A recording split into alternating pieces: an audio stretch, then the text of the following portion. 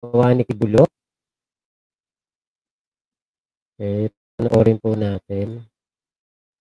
Pure evil. Ganyan po tinawag ng Gabriela Party List ang umunoy krimeng ginawa ni Pastor Apollo Kibuloy sa ilang miyembro ng Kingdom of Jesus Christ. Pero si Kibuloy nanindigang wala siyang kasalanan at naghain ng not guilty plea sa lahat ng kasong sinampa laban sa kanya. Nasa frontline ng balitang yan si Bril Montalvo. Yan ang mensahe ni Pastor Apollo Kibuloy sa mga taga-suporta niya at sa mga miyembro ng Kingdom of Jesus Christ o KOJC. Sinabi niya yan matapos niyang maghain ng not guilty plea para sa kasong qualified human trafficking sa Pasig Regional Trial Court. Nanindigan silang inosente ang pastor. Not guilty, yun lang. Wala siyang kasalanan eh. Not guilty plea rin ang inihain ng 4 na kapwa niya akusado. Yun nga lang, hindi natuloy ang pre-trial ng kaso dahil maliban kay Kibuloy, walang abogadong dumating para sa ibang akusado. Sa October 17, itinakda ang pre-trial ng kaso sa Pasig RTC kasabay ng arraignment o pagbasa ng sakdal. Naghain ng motion ang kampo ni Kibuloy para mailipat ang kustodiya niya mula sa PNP Custodial Center patungong Armed Forces of the Philippines. O di kaya i-house arrest na lang dahil bukod sa health concerns, may banta raw sa seguridad ng pastor. Pero tinutulan niya ng prosekusyon at iniutos ng korte na ibalik sa PNP Custodial Center si Kibuloy. Giit ng PNP, kaya naman nilang siguraduhin ang kaligtasan at kalusugan ng pastor. Nandiyan naman po at saka yung mismong custodial po ay may dedicated po na nurse na nakabantay po doon sa not only him but available po yung services po ng mga nurses po diyan, lahat po ng mga detained. Ayon kay Gabriela Party List Representative Arlene Brosas, ang umano'y krimen ni Kibuloy ay gawa ng isang pure evil. Dapat daw mabulok sa kulungan ang pastor at hindi bigyan ng special treatment na ginagawa sa mga mayayaman at may kapit sa gobyerno. Dapat din daw imbestigahan ang posibleng kaugnayan ni dating Pangulong Rodrigo Duterte sa pagtatago ni Kibuloy. Samantala, sa drone video na ito na ipinadala sa News 5 ng isang mapagkakatiwalaang source, makikita ang mga sasakyan sa labas ng Bible School sa KOJC compound. Dito raw sumakay si Kibuloy matapos maaresto noong linggo. Ito rin ang convoy papuntang Old Airport sa Davao City, kung saan naman naghihintay ang C-130 plane ng Armed Forces of the Philippines. Dito, inilipat si Kibuloy para dalhin sa Maynila. Kinumpirma ito ni Davao Region Police Chief Brigadier General Nicolas Torre III. Si Torre, hindi na nagulat sa inihaing not guilty plea ng pastor. Standard plea yan ng almost 99% ng lahat ng mga akusado na gustong mag-undergo ng trial. Kasi pag nag-plea sila ng guilty, ay wala ng trial. Bukod sa Pasig RTC, naghain din ng not guilty plea si Kibuloy at 4 pang akusado para naman sa mga kasong child at sexual abuse na isinampa sa Quezon City Regional Trial Court. Kaninang alas 5 ng hapon, inilipat ang 4 sa kustodiya ng Pasig City Jail dahil wala naman daw security risk sa kanila. Nagbabalita mula sa Frontline, Bril Montalvo, News 5. Yun. So, tinawag po na pure evil ng grupong Gabriela. Ito pong, mga ginawa ni Kibulok na kriminalidad. Napakaraming kaso nito. Kuya Gardo Zap, Maxine's World, hello po. Napakarami pong krimen na ginawa nito. Napakaraming mga kabataan ang winalanghiyaan nito. Diba po, hindi po yan magagawa ng isang anghel o ng isang son of God. Talaga pong demonyo po ang may gawa niyan. Sobrang kademonyuhan po yan. Alam niyo po, sa tinatakbo po na istorya na ito ng mga kaso ni Kibulok, iisa lang po ang napansin natin. Iisa lang po ang napatunayan natin. Iisa lang yung naging obserbasyon natin . Alam niyo po kung ano? Iisa ang kwento ng mga kababaihan. Kahit doon sa kwento ni Colonel Hansel Marantan. Doon sa kwento ni Colonel Hansel Marantan, yun din po ang kwento ng mga dating naabuso. Yun din ang kwento nitong si alias Amanda.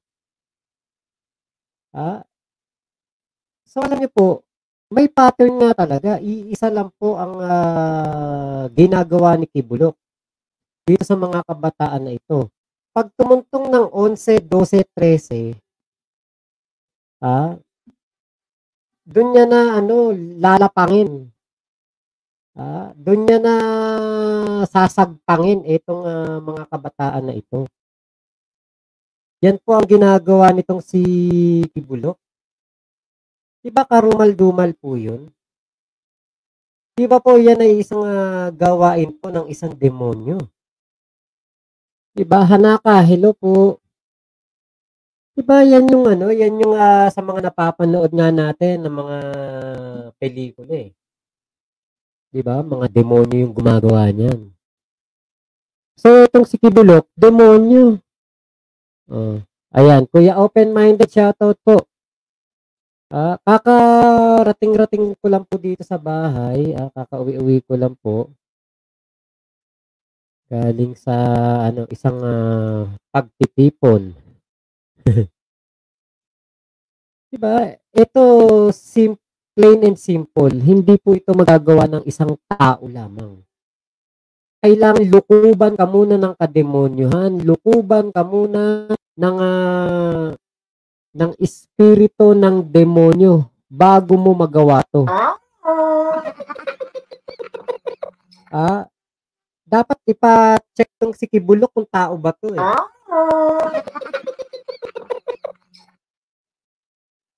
Baka mamaya hindi naman to tao. Mamaya alien tong si Kibulok. Pa-check ang DNA nito, baka DNA ni Lucifer yan.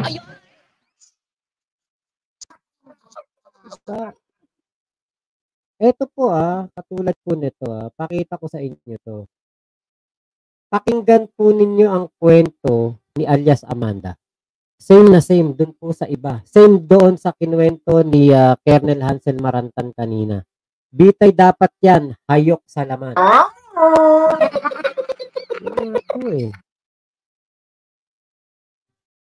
Ito pakita ko po sa inyo. Pakipanood po ninyo. John Martinez ng Grosseto, Italy. Oy, shoutout meron tayong kuya diyan sa Italy, si Kuya Alfa Romeo. Ito po yung pahayag ni alias Amanda Tignan. Noong July 2013, 16 years old na ako nito, na-promote kami bilang close-in pastoral. Sa puntong ito, nilipat kaming magkapatid sa isang dorm sa loob ng KJC Davao Compound. Pagtungtong ko ng 17 years old, mas naging masela na ang pinapagawa nila. Tanda ko pa, September 1, 2014, kasi kakatapos lang ng tribute program ng KJC, tutulog na sana ako, pero sabi ng isang kasamang pastoral worker, magpunta daw ako sa dining area ng Bible School dahil pinapatawag daw ako ni Jacqueline Roy. Pagpunta ko doon, andun nga si Jacqueline Roy, pero walang ibang tao sa dining area. Madilim at tahimik na kasi 10 oras na ng gabi. Tulog na yung ibang mga kasamahan namin. Kinausap ako ni Miss Roy. Ang sabi niya sa akin, Amanda, connection mo ito sa amahan. Privilege na mapabilang sa pastoral, sanctify mo ang sarili mo. Sabi niya, parte daw ng trabaho ng Ministry of the Pastorals na imasahe si Kibuloy. Sabi niya, special privilege daw ito dahil hindi naman daw lahat nahawakan at nakakalapit sa anak ng Diyos. Sabi niya pa, wag ko daw pagdudahan ang anuman ng mangyayari sa loob ng kwarto kasama si Kibuloy. Basta ibigay ko lang daw ang sarili ko, maghanda daw ako, maligo, mag-toothbrush. Sinabihan pa akong mag-blow dry ng buhok. Litong-lito ako noon, pero sumunod na lang ako. Sabi ni Jacqueline Roy, kunin ko daw yung isang pajama ko at binigay ko sa kanya kasi aamuyin daw niya. Ginawa ko naman. Pagkabigay ko ng pajama ko, inamoy niya at biglang sabi, papahiram na lang daw niya ang pajama niya. Bumalik ako sa kwarto ko at siya naman kinuha niya yung pajama niya. Bago ako maligo, pumunta si Jacqueline Roy sa kwarto ko at binigyan ako ng isang t-shirt na may botones at pajama pants. Isang bote ng shampoo na Palmolive Violet at lotion na pabango na Bath and Body Works brand. Ang specific scent ay Enchanted, na paborito daw ni Kibuloy. Hindi ko po talaga makakalimutan ng mga yan. Maligo na daw ako at magkuskus ng maayos. Hinihintay daw ako ni Jacqueline Roy sa kwarto ni Kibuloy. Pagkatapos kong maligo at mag-blow dry, pumunta ako sa kwarto ni Kibuloy sa Bible School building. Yung kwarto na yon may 2 pinto. Yung unang pinto bukas na, kaya pumasok ako doon. Yung isang pinto papunta sa main room ni Kibuloy. Pagkatok ko, sa pangalawang pinto, pinagbuksan ako ni Jacqueline Roy. Kinakay niya ako sa may kama ni Kibuloy. Nakita kong natutulog at naghihilik pa. Nung una, pinaupo muna ako ni Jacqueline Roy sa kama, malapit sa paa ni Kibuloy. Natulog pa rin noon. Pinakita ni Jacqueline kung paano daw imamasahe si Kibuloy. Sabi niya unahin ko daw sa paa. Nakinig lang ako habang dinedemo niya. Tapos sabi na lang ni Jacqueline, hintayin ko na lang daw na sabihin ni Kibuloy kung anong sunod na gagawin. Sabi niya hanggat walang sinasabi si Kibuloy na pwede na akong umalis, hindi ako dapat lumabas ng kwarto. Matapos siyang magbilin, lumabas na siya ng kwarto.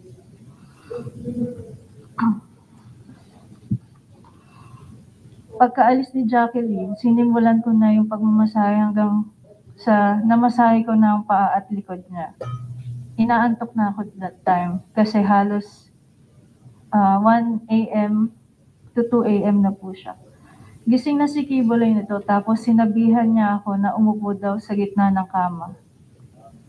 Sumunod lang ako sa instruction, umupo ako na naka-cross legs. Nung itutuloy ko na dapat ang pagmamasahe, tumayo siya at umupo sa harap ko. Sinimulan niyang tanggalin ang botones ng t-shirt ko hanggang sa tuluyan niya tinanggal ang buong t-shirt ko. Sabi niya, tumalikod daw ako. Sumunod lang ako doon at tinanggal niya ang aking bra. Pagkatapos hinawakan niyang balikat ko at hinila pahiga sa kama. Nung nakahiga na ako, pumaibabaw sa si Kibuloy tapos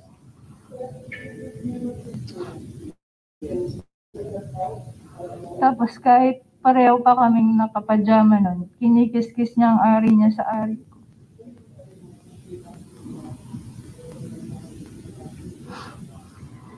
Sinimulan niyang halikan ng leeg ko, nanigas na ako ng gusto. Gusto kong sumigaw ng tulong at tanungin kung ano ang ginagawa niya.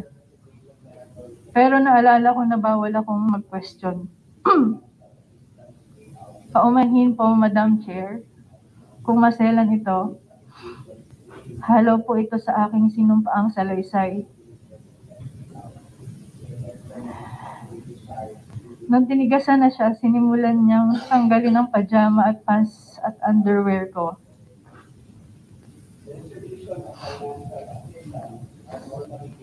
Sinitsip niya ang dibdib ko, tinanggal din niya ang pajama pants at brief niya.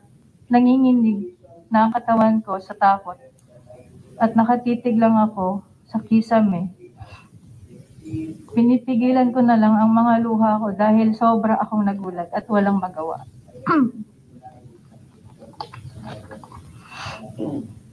Pagkatapos ay tuluyan na akong pinagsamantala ni Apollo Kibuloy nung siya ay natapos na. Pumunta siya sa CR. Tulala pa rin ako, nakatitig lang sa kisame at dito nagsimula na akong umiyak. First time ko kasi ito. Ang dami kong tanong pero inisip ko na lang para makampante na baka ito ang kalooban ng Ama sa buhay ko.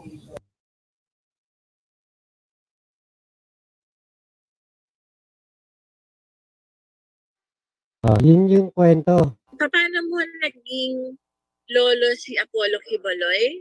Bali po, Yun po yung kwento ni alias Amanda. Yun po yung kwento na yun yung una nating nalaman na kwento. Yun yung unang napag-alaman natin, di ba? Ngayon,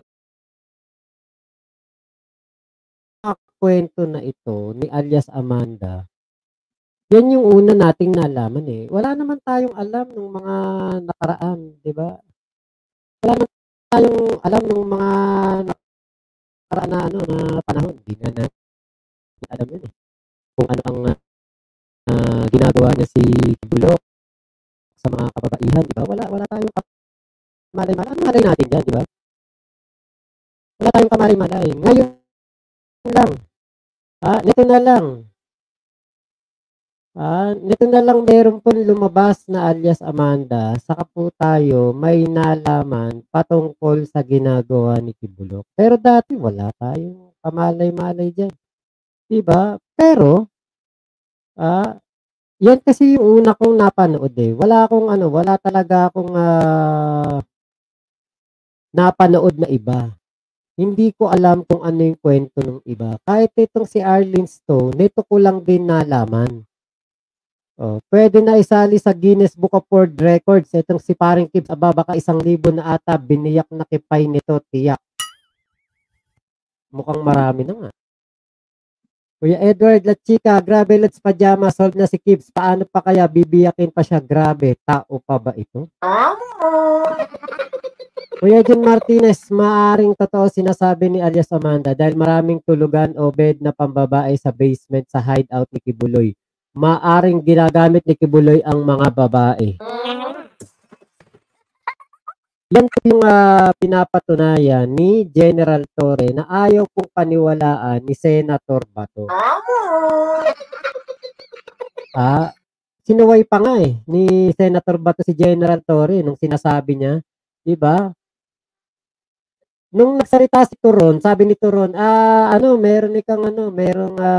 mga pulis na pabalik-balik dun sa Bible School. Pabalik-balik ka doon. Ba't kayo pabalik-balik dahil maraming babae doon? Yun ang sabi. Yun ang sinabi nitong si Kibulok. Nitong si Turon, sinabi. Tapos si Bato naman, bakit kayo pabalik-balik doon? Anong dahilan? Inano pa kagad ni Kibulok na ganun? Inano ni Bato pala. Ba't puro Kibulok? Inano ni Bato na ganun. Parang pinapalabas niya, manyakol yung mga pulis doon. Doon pala talaga nagtatago si Kibulok. Diba?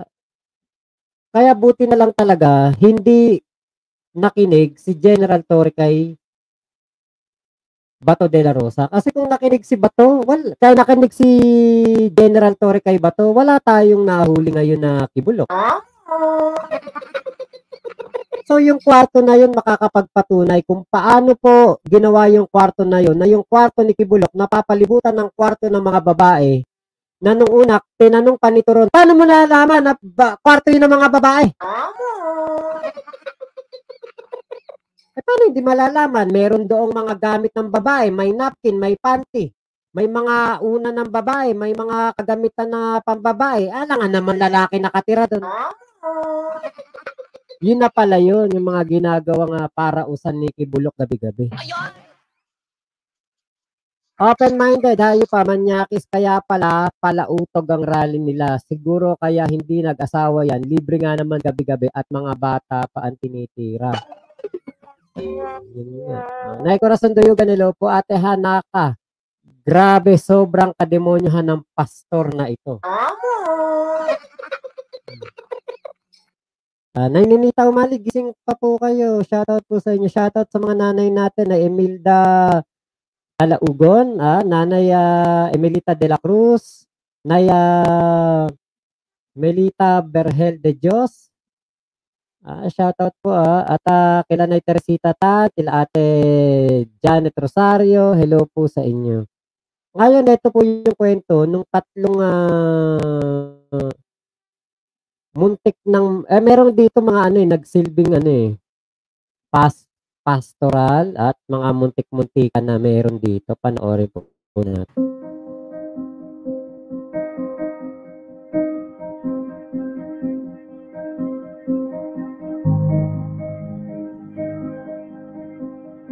I was very young when my mother was really one of the older members of the ministry. I was like, maybe I was in grade 3, but yeah, I was belong to the children's department that time when the first time I know them. I think I was 7 or 8 years old when we started watching his Hour of Truth telecast, and when my mom became a member. I was 15 years old when I first encountered the Church of Kibuloy, and that was during 90s.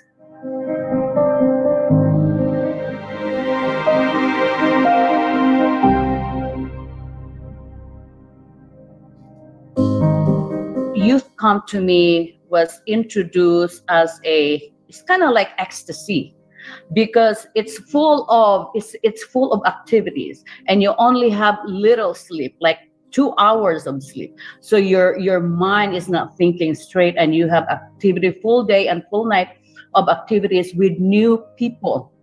There was a sense of exclusivity, like you are set apart. They have always ingrained in our minds that we are a special people, that we are separate from the world, and we are above, everyone else.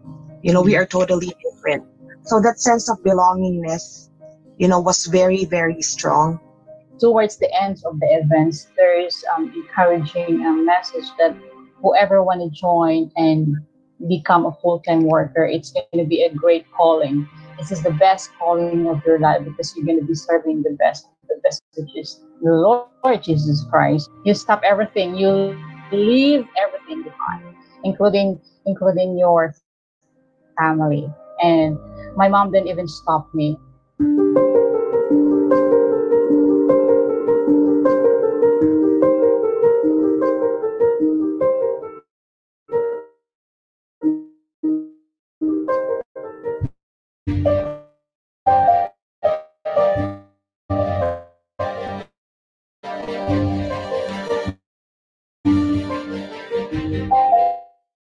Sardines. It was the space was very tight.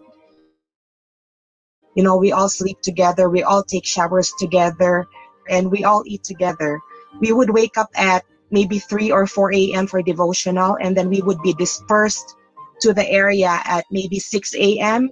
And then we are not allowed to go home, and it doesn't matter if it's past midnight until we meet our individual quotas. So I can tell you how we get a lot of money. Number 1, pretend that you are a student. You are a student, you are a self-supporting student, and you are doing this for your study, to continue your study. You don't have parents, you don't have family, and yet you are surviving as a student. So they will give you a big chunk of money because they feel terrible. Now, the other thing is, we pretend that we were deaf and mute. So we try to do the sign language pretending that we were deaf and mute.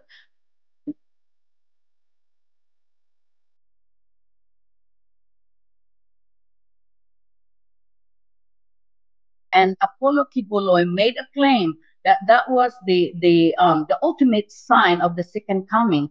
And that's why we have to leave our school, we have to leave our family and join the ministry. We were the breadwinner. We were the one helping out with my mom. So we left our mom and our family. We left our school and joined the ministry because we want our family to be saved. Because Pastor Kibuloy told us that we were the key of the salvation of our family, and therefore we have to offer ourselves as a full-time worker if we want our family to be saved.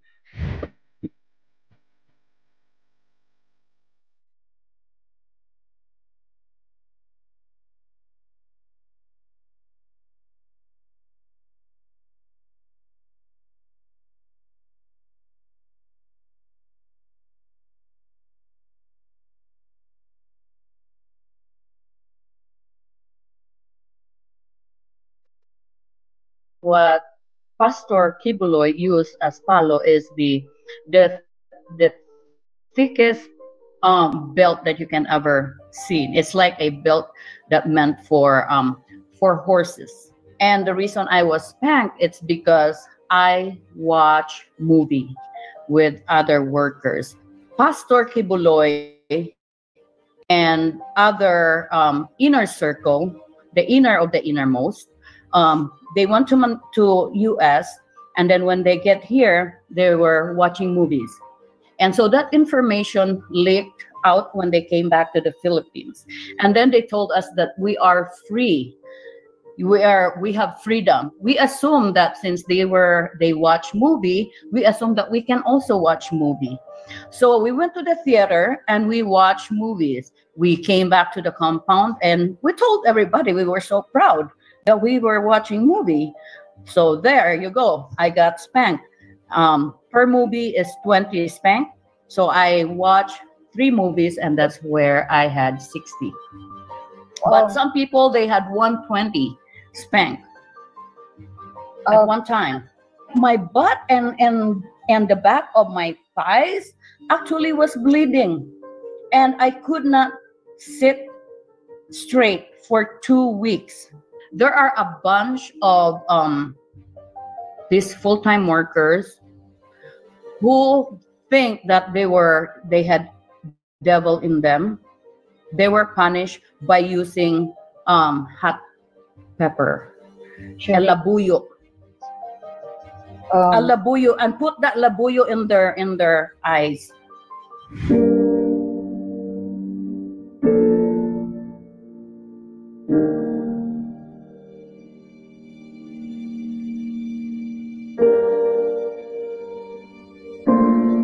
The inner of the inner circle, they are the ones who are called spiritual wives,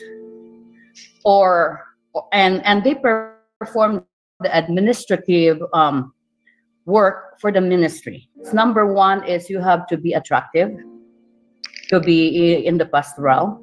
Why either your inner circle or innermost circle. You have to be attractive, and then you have to be obedient.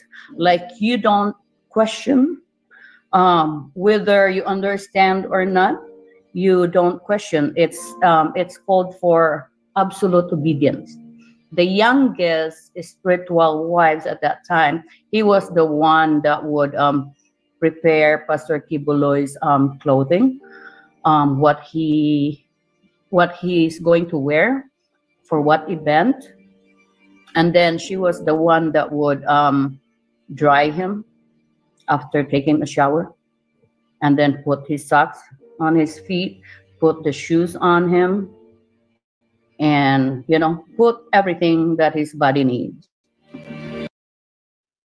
Kaya pala gustong magpa-house arrest ni Kibuloy kasi eto, kita nyo, minemedya sana, tinuturing na parang lumpo si Kibuloy.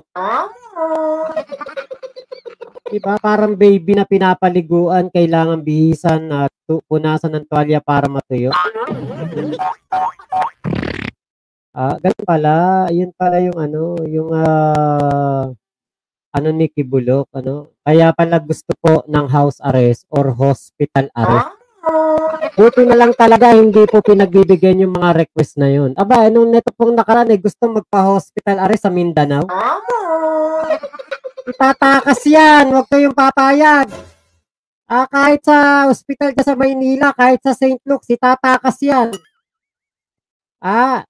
Nako, huwag kayong magpapauto dyan. Kung hindi to pinagsasabi ng 4 na babaeng mga ito, saang impormasyon nila nakukuha nangyayari sa loob ng religion ni Kibuloy na pinagsasabi nila kung gawa-gawa lang nila, paano nila nalalaman? Kuya Jim Martinez, kung ito hindi totoo to, di ba? Ba't ganun? Isang kwento, ito, matagal na. Kita nyo, 1991, pinatubo time. Yun nangyari. Same ng kwento kay Amanda, ganun din kay Amanda, ganun din kaya doon sa iba pang mga kinukwento ni Colonel Marantam. Diba?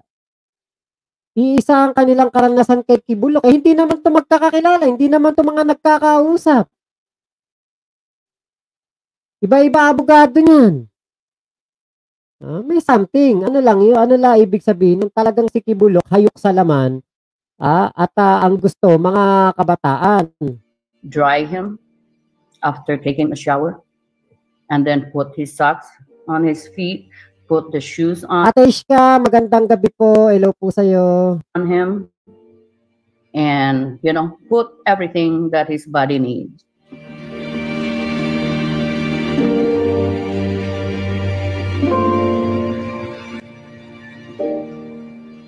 When I was there, the first duty that I had was to serve this called spiritual wives. I will bring food for them. I will wash all their clothes, including their underwear. I will carry a container of water for them to use for bathing. And then after that, I will clean up their bedrooms. And then at night, I will give them massages to their satisfaction, until they're satisfied, and they will tell me, okay, now you can sleep. When I was there serving them as their maid, they do a rotation on who will sleep with Kibuloy on certain nights, right? And why I know that, because sometimes I fall asleep on their bed and they weren't there, so therefore they are with Pastor. And then the next morning, they will ask me to clean Pastor's bedroom, and I was young then. I don't know what happened. I didn't think of anything else, and then there were a bunch of tissues on the floor. During that time, while I was massaging them, the strange thing that really struck me is two of them asked me the same question: if I was still a virgin. So I was young. I was like, yes, I don't have any experience with any mentor being maid of this spiritual wives. I became maid of Pastor Kibuloy, and then they introduced me to give him massages on the feet.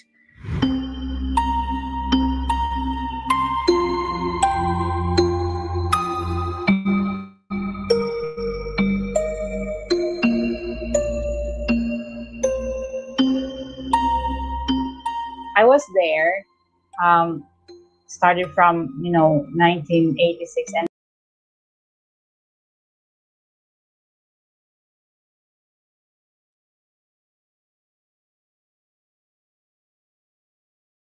Kita niyo po, talagang demonyo, no? Talaga pong meron po talagang kademonyohan na nangyayari dito kay Kibulok. Talagang meron pong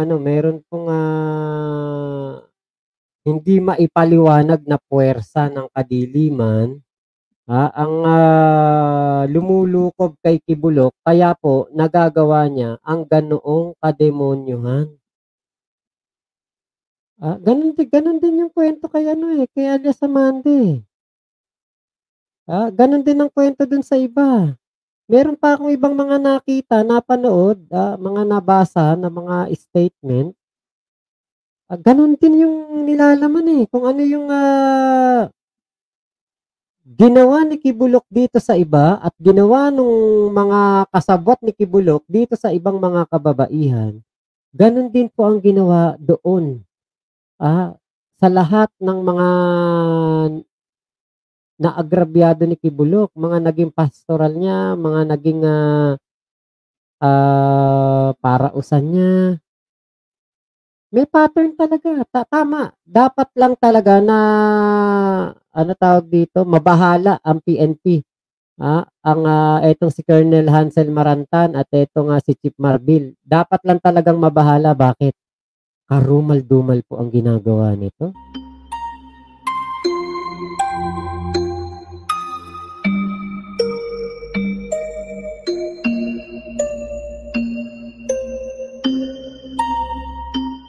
I was there, started from 1986, and then I got out from the year 1998. Thought I'm not worth it anymore, because that time I couldn't cope up the goal, the financial goal, and it's getting so heavy to me. On that time, like when I started selling fish and I go to the fish port, it was even harder for me, because from selling puto and I need to go to the fish port in the middle of the night when we go to the fish port and buy fish to distribute it in the morning, early in the morning. So Hello po, Nanay Emilda Talaugon. Hello po. O eto, nagtitinda po to. I didn't really have sleep. So it's just keep on selling just to make money. They would find something that is a flaw of yours, and they would keep on repeating it to you. They would tell you that you are of the devil, that you need to repent because you have been possessed. So, and then they would make you stand up in front of everyone, you know, and ask you why you earned very little. And they still do that to members, not just, you know, not just people who go to Manila in December, but in church services when they give a specific amount for you to pay, you know, they would make members stand up and ask them, what would you do now?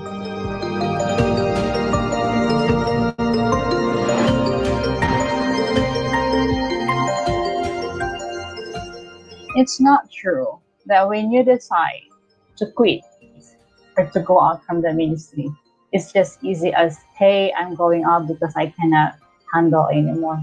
The most thing that we do is climb up to the wall and get out, because that's the best thing that we can do, because it's not easy to ask permission because they will do something else, you know, they will hold you. So when I managed to get out, and then I struggled. So when I got out, I was like 20, I was like 22, something like that. And then I struggle a lot how to live outside. You know, it's like you are a lot of steps behind. You only know selling stuff, because that's what they said. Your focus and your interest, it should be for the kingdom and for the kingdom only.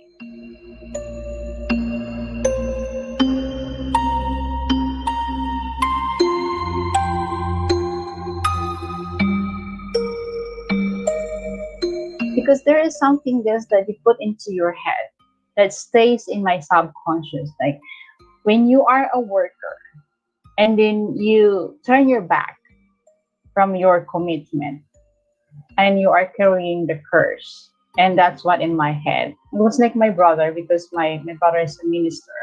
See, he keeps on telling me that, look, I know that you're giving your tithes, you're still sending your tithes to the ministry, but it isn't enough if you are not there, your presence. So he always encouraged me to come back.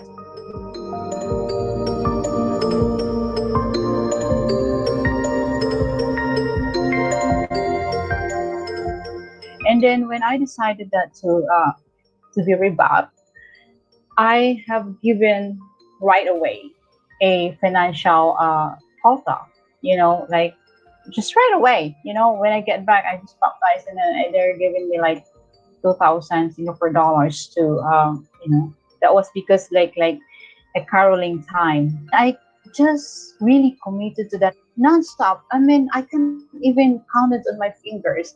And then I realized that I couldn't pay anymore my mortgage. To be honest, I lost my house, and I couldn't even send money for my daughter. I'm a single mom.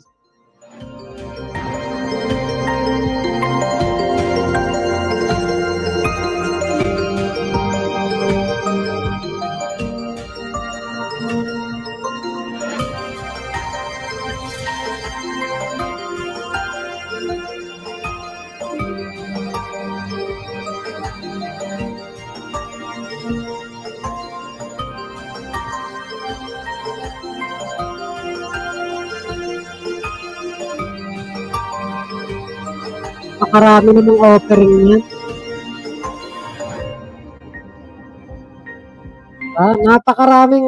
Napakaraming offering. Ito pa, tribute to the king, a major sacrificial giving with huge amounts ranging from $500 to $10,000.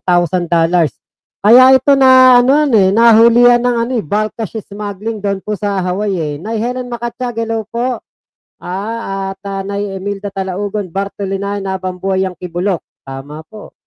Bartolina yan habang buhay, huwag nang pakausap sa abogado. Kuya Edward La Chica, balak daw hospital arrest si Kib sa Davao. Lupit din ang abogado niya. Hindi malupit, makapal ang muka. Kakapal ng mukha nyo.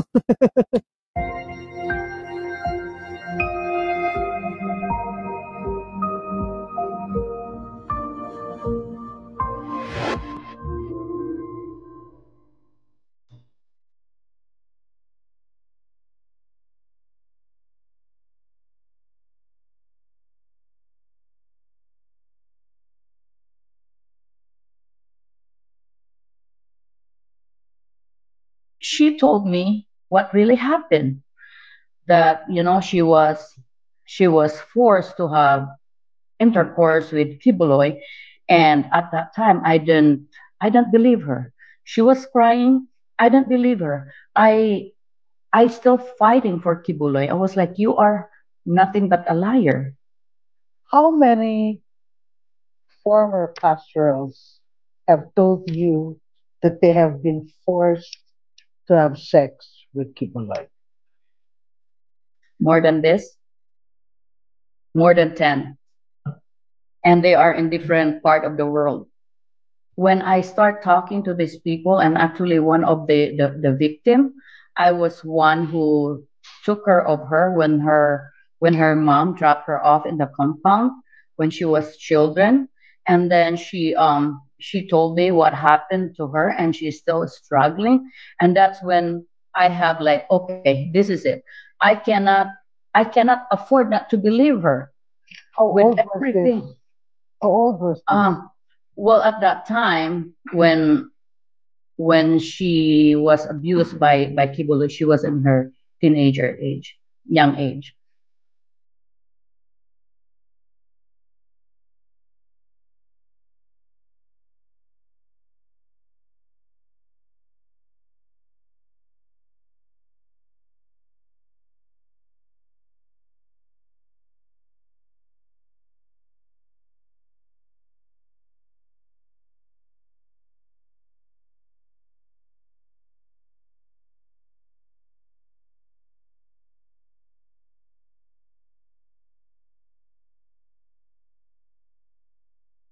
I was once asked to marry a full-time worker, a minister, because I'm divorced, and I am a U.S. citizen. So I was once asked to marry in paper one of their ministers so that he can stay here in the U.S. legally or permanently.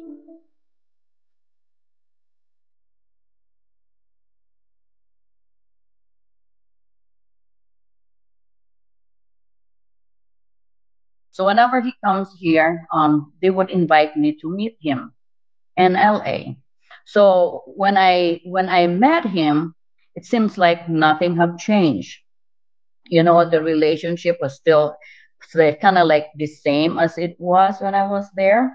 So that was really strange because I felt like at that time I felt like I was so privileged. That's when they sent a bunch of full-time workers. They rotate every week. There's different full-time workers that would come to my house and I house them so that they can do their solicitation. That's all year round. During that time, I married to a pilot. He was making good money as a pilot. So, but then I was also working full time. So all of our home expenses was covered by his salary. So my wages, all of my wages were going to Kiboloy's church due to the givings, the multiple givings that they implied to me.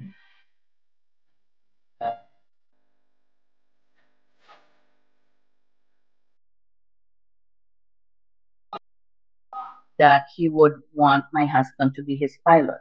And at that time he didn't have airplane yet. So then I was like, okay, I'll talk to him. I told him that I will talk to my husband.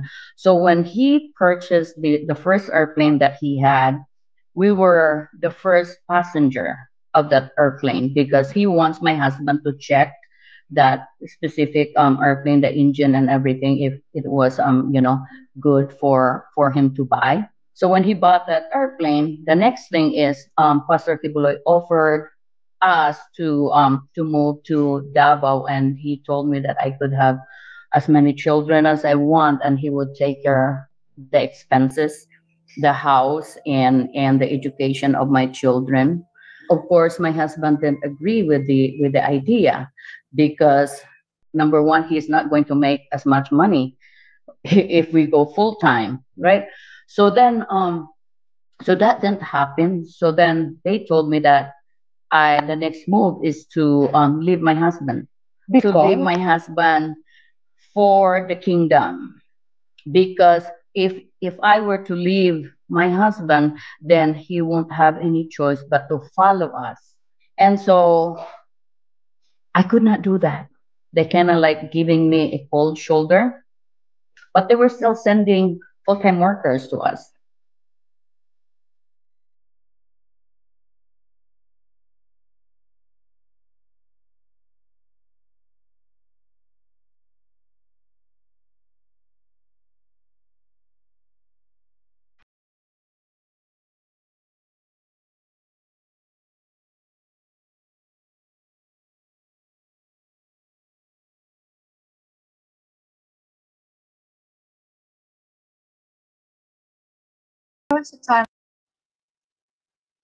Shoutout po, Ate Jem Serbieza. Hello po.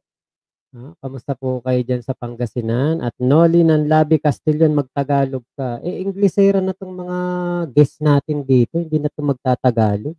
And like it was 2019 that I realized that I talked to them, to one of the leader here. I said, look, I'm struggling in my health. I really have to go look after my health. I need to go series of checkups, and can I not leave my my obligations? And they don't care about that. They don't care.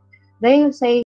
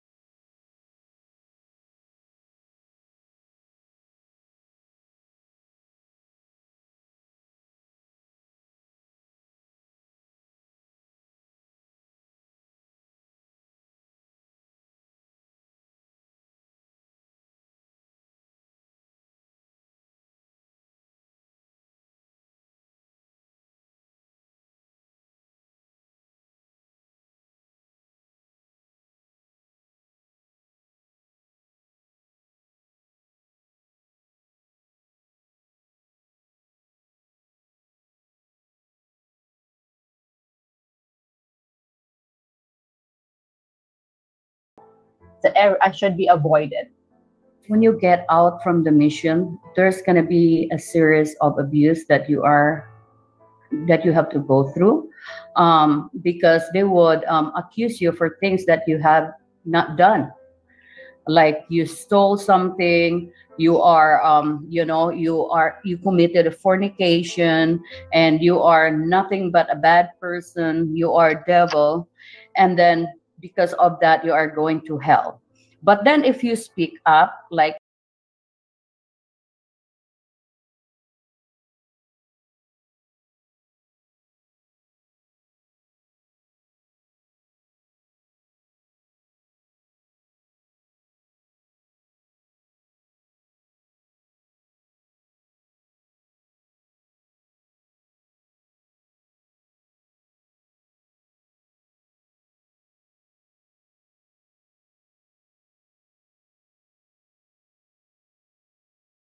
What I'm trying to say now is that if you love your souls and if you don't want to be bankrupted, if you don't want to be torn apart from your families, if you don't want to be stressed out, if you don't want to be sick, if you don't want to be ignorant, do not go inside the kingdom of Pastor Apollo Quiboloy. Just don't even try it if you don't want your life to be miserable and destroyed. I would say that we are in the 21st century now. We have to use our freedom. We have to use our mind. As we see, this abuse has been going on for 35 years and nothing has changed, but it's getting worse. If there's nobody that would speak up like us, nothing would change. And then this abuse will go on forever. The more people knows what's going on, the more people knows what's happening inside of the kingdom, the more people will go for the change that they need. And we are not doing this for ourselves. We are doing this for the people who are still there, who are still trapped in the cage of this manipulator.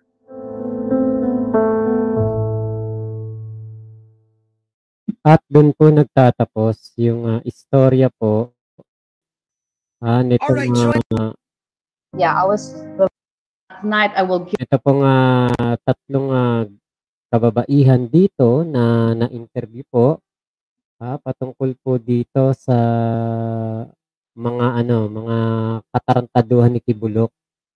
Same story yung mga napapanood po natin, mga nalalaman po natin.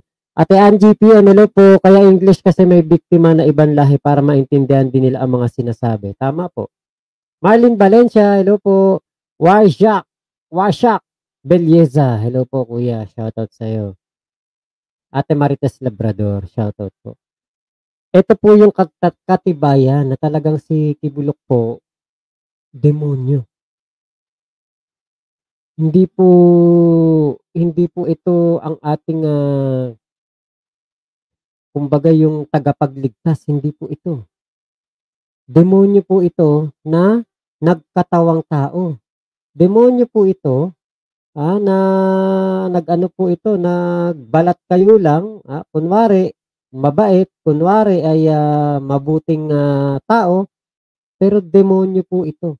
Wala pong ibang word na bagay dito kay Quiboloy kung hindi demonyo. Lucifer, Satanas. Yun lang. Walang ibang word eh. Meron pa kayong naisip na ibang word na babagay o aakma dito kay Quiboloy? Wala. Wala akong maisip na magandang salita dito. Wala akong maisip na iba pang word na babagay kay Quiboloy kung hindi demonyo. Yan po ang tingin din tsak ng napakaraming Pilipino na sumusubaybay po dito sa nangyayari kay Quiboloy sa mga kaso. At yan din po ang naiisip ng mga inagrabyado at mga ginawang chipipay ni Quiboloy. Kanina lang nung humarap si alias Amanda kaninang umaga, na ano na naman yun? Na trauma na naman yun sa nangyari, nagbalik na naman sa kanyang kaisipan yung ginawa nitong si Quiboloy. Diba? Imagine niyo po yung ganyang trauma na nararamdaman po ng mga biktima ni Quiboloy dahil po sa ginagawa po niyang sobra-sobra po na pangtatarantado sa mga kabataan, sa mga taga KOJC. Kaya nga magtataka ka, ang dami pa rin po, ang dami pa rin pong mga nauuto. Ang dami pa rin pong nauuto, ang dami pa rin pong naniniwala, ang dami pa rin pong mga sumasakay dito sa sinasabi nila napakabait daw nitong si Quiboloy, pero hindi ako naniniwalang mabait yan. Yes po, na Imelda Talaugon, si Arling